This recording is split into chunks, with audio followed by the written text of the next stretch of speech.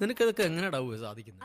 സുധാകരേട്ടൻ ആദ്യം പത്രസമ്മേളനം നടത്താൻ പോയപ്പോൾ ഞാൻ പറഞ്ഞു പറ്റില്ല, നമുക്ക് ഒരുമിച്ച് നടത്തണം, നമ്മൾ ഒരുമിച്ചിരിക്കണമെന്ന് പറഞ്ഞു. KPCC പ്രസിഡന്റും പ്രതിപക്ഷ നേതാവും കൂടി ഒരുമിച്ച് പത്രസമ്മേളനം നടത്താൻ പോയാൽ ആദ്യം പറയേണ്ട ആള് KPCC പ്രസിഡന്റാണ്, ഇത് സംശയമില്ല. ഇത് അന്നത്തെ ഈ സംഭവം ഒരു മാധ്യമവും റിപ്പോർട്ട് ചെയ്തില്ല.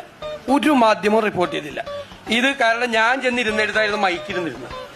അപ്പൊ ഞാൻ തുടങ്ങാമെന്ന് പറഞ്ഞപ്പോ ഞാൻ ഈ മൈക്ക് അപ്പുറത്തേക്ക് നീക്കി വെച്ചു. അപ്പൊ ഞാൻ ഭയങ്കര ടെൻഷനിലാണ്. എനിക്ക് സംസാരിക്കാനുള്ള ഇലക്ഷന്റെ ഡീറ്റെയിൽസ് കിട്ടിയിട്ടില്ല.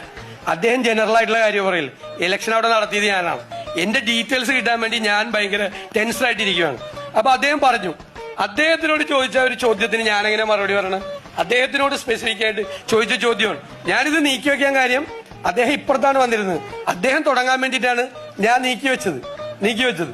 ഷാഫി പറമ്പിൽ പറഞ്ഞു, നിർബന്ധമായിട്ട് പറഞ്ഞു, പ്രതിപക്ഷ നേതാവിനെ വിളിച്ചാൽ മതി, ഞാൻ സംസാരിക്കുന്നില്ല, വേഗം തീർത്തെന്ന് പറഞ്ഞു. അപ്പോ പ്രമോദ് പറഞ്ഞു, ഇല്ല ഷാഫി സംസാരിച്ചേ പറ്റുള്ളത് പറഞ്ഞു. അപ്പൊ വേണ്ടാന്ന് പറഞ്ഞിട്ട് പ്രമോദിനം പിടിച്ചു മാറ്റിയ ഒരു പ്രധാനപ്പെട്ട മാധ്യമം ഒരു വാർത്തയും കൂടി കൊടുത്തു. അതാണ് മുല്ലപ്പള്ളി രാമചന്ദ്രൻ വീണുപോയത്. എന്തിനാണ് പച്ചക്കള്ളം പറയുന്നത്? നിങ്ങളുടെ ക്രെഡിബിലിറ്റി പോകും. മുല്ലപ്പള്ളി രാമചന്ദ്രൻ എഴുന്നേറ്റ് ഞാൻ പ്രസംഗിക്കാൻ തുടങ്ങിയപ്പോ അദ്ദേഹം സീറ്റിലേക്ക് ഇരുന്നു.